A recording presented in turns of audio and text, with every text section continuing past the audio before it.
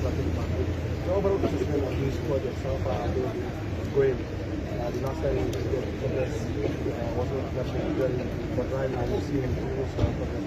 What's your assessment? Thank you very much. First of all, I will thank the media for covering this today also Barrow to make sure that we go and see our projects and assess the state of the project. We started with the VVIP at the International Airport. As of now, I think it's above 80%. We have progress. We are really impressed with what we have seen. I think so far there are a lot of projects that are going on, but they are all progressing, including the OIC. When I visited the last time, it was a very difficult situation. Why it was difficult? Because the relocating of facilities was a problem, demolition was a problem. So we came together and discussed this. We accepted the reality is we have to do those things before we can do real work on the roads. So that's what we are doing. That's why we engage the army to relocate some of the facilities, and the demolition is also going on. So far we are very happy. Not 100%, but definitely 97%. But we are really happy and impressed with all the projects. There are a lot of projects going on. Schools, markets, substations, electricity. So we are doing a lot of things at the same time. It looks like a revolution. You know, we are developing this country very, very, very fast. Yes, looking at these projects, especially roads coming from Tujere, going to Banyaka, going to Bufu. These are areas that have never seen it before. And this is the first time they are seeing this kind of roads. I think overall, we are doing a lot of infrastructure development. As I told you before, the only way to develop your country is to develop the infrastructure. Without the infrastructure, we cannot.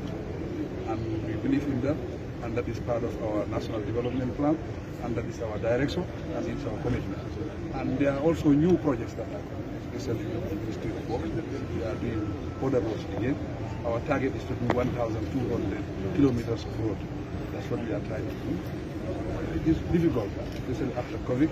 You know, there is economic crisis all over the world. But despite all that, we are committed to the promise.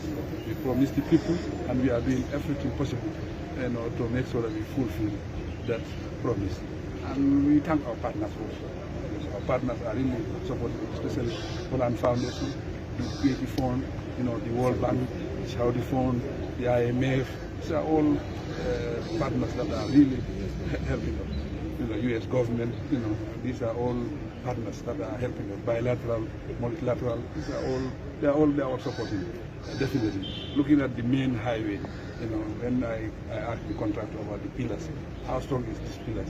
He said these pillars will last for 100 years minimum. You know, that is lifetime. Even the roads. He said the roads can last you for 50 years. This is the first time we are constructing such roads. If you look at that, if you calculate the money we are spending on it, that means a kilometer we are spending almost $4 million. A kilometer is $200 million. That's a lot. But the moment that road is finished, it will open up the Gambia. It will help the congestion. It will reduce the congestion, maybe up to 50%. You know, because 6-lane road, you know, we overhead bridges, you know, we roundabouts that will really ease the traffic of the people. Not traffic only, but even drainage. You know, the drainage is a drainage that is connected, and that will help. It will help in floating and all sort of, because we are looking at climate change. You know, because of climate change, we have to build resilience. Building resilience is to build, you know, drainage system that is connected, very good drainage system, and we have seen it happening. So definitely we are very, very happy. You know, we will encourage everybody, especially people in government, technicians, so that we push, you know, to make sure that it happens. We have to have that self-belief. We have the confidence that we can do it, and I think that confidence is already built over time. That we are sure that we can do it. First time it's like we can do it, but now we believe we can do it. You know, we are looking at the roads at the Hakala, the roads in the Sabasanja is finished 100%. You know, Hakalang is about 48-50%, and the Salum road is about 68%. So we are doing very, very, very, very well. And 2023, you will see all the roads that we are coming to start again. I think we are coming to start between 300 to 400 kilometers of road again. You know, it's a complete revolution, as I mentioned earlier on. But it is with the support of my technicians, my ministers, my cabinet. You know, we are coming up with skill centers. You know, we are coming up with agricultural projects. These are all going on at the same time. They are all happening at the same time. You know, I think come 2026, it will be complete. It's a different thing completely in this country. I'm looking at Banjul also. You know, Banjul will change completely. You know, Banjul will change. Looking at the works. When I even got to Albion Place, I was completely lost. and this is my place where I have stayed for 17 years. You know, so I know Banjul to my fingertips. These are the areas that I used to go to school, Club Island. But I get lost because of the work. So definitely there is development going on, especially infrastructural development. His Excellency, the last time that you visited the OIC road, especially that of the 50 kilometers, but you expressed your dismay that you are not happy with the progress. How is that now? And sorry, secondly, will the Gambia still host the OIC summit? That have changed completely now. I think now they are progressing now. We have seen tremendous progress as far as the 50-kilometer road is concerned. And the way we have seen the roads, they'll make a big impact if they are finished. Before the end of the year, we will all see the progress. Because for the ordinary man, not the technician, we have to see something black before we believe that it is now a road. When it is red, we are not sure. But before the end of the year, we see something black. That will really show that work is going on. For the OIC, we are very sure that we will recognize the OIC because we are able to host the Muslim League. They are so connected to the OIC. That is the biggest foundation for the king. They wanted to organize a conference and a regional conference. They choose Gambia. So that was a test case for us. That gave us lessons to learn how to organize the OIC. And with that one, we were able to organize it. About 42 or 43 countries were represented in the organization. I think the participants were over 3,000 participants. It was a big meeting. So it is just the size of the OIC. So we are sure that we can organize the OIC. We are very confident now that we can do it. Not the size of the country that matters, but what you can do. But I think Gambia can do.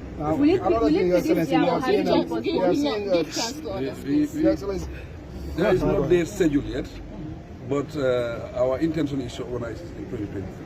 We are negotiating with the Secretariat and the OIC member countries. We are going around, diplomacy is called negotiation.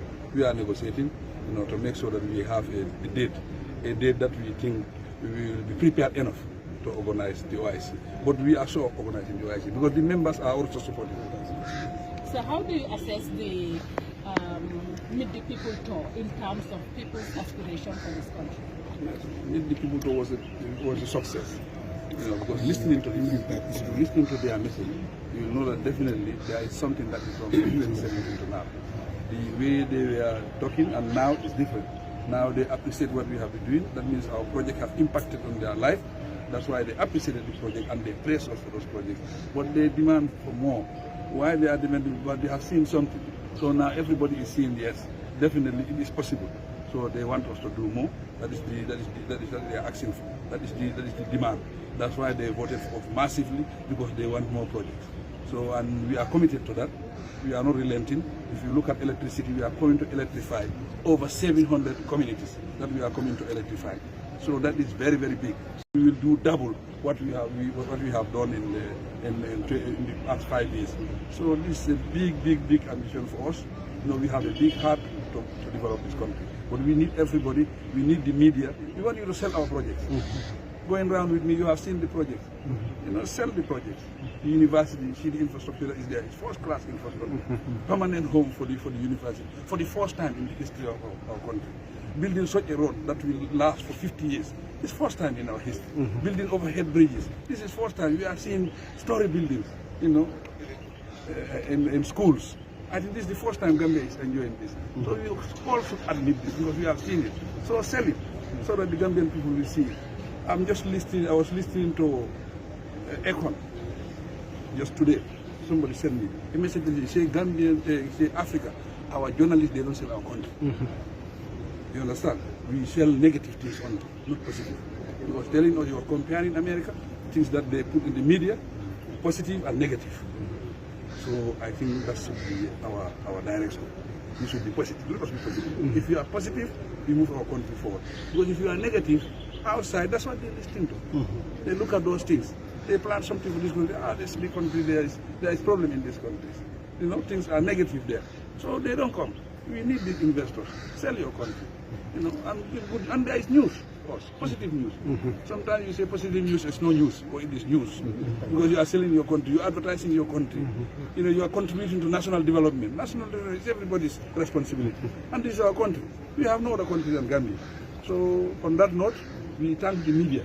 We thank everybody, the team, you know, the technicians, you know, politicians and everybody.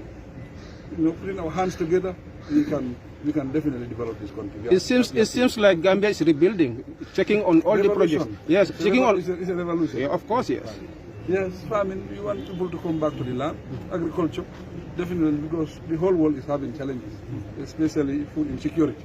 I think farming is very, very important. People should contribute in agriculture, agribusiness. Let's take agriculture as a business, especially for business people with finance and so forth. You know, in Europe, it's about 2-3% who are doing farming, but they are feeding the entire world. We about 70% are doing farming. You know, but it is a local way of doing farming. We have to industrialize moving forward. So we call on the business people to come and join us and improve agriculture.